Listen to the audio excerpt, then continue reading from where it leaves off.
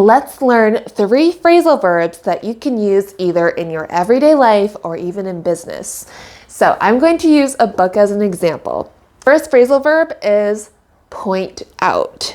So when you point out something, it means that you are trying to give light to something. You are trying to make a statement or show people like, hey, I would like to point out something. So with my book, I could say, ooh, I just wanted to point out that there is a lot of great narratives in this book.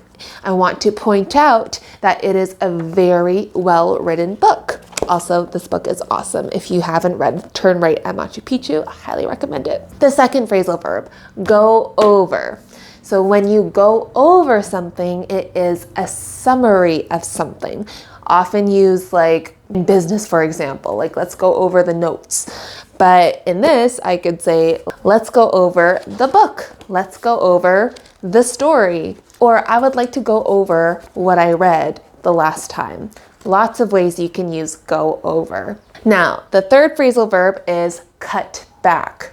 So when you cut back on something, often, especially in business, it can mean that you are cutting back on maybe a budget. So you want to cut back. So maybe not spend so much money, but also you can use cut back for a variety of things. Like I can cut back on reading because I've been reading like all the time and I just like, I'm not doing anything else. I'm not working because I'm reading. So maybe I need to cut back. Or maybe I can say, this author had a lot of small details. He could cut back on extra stories.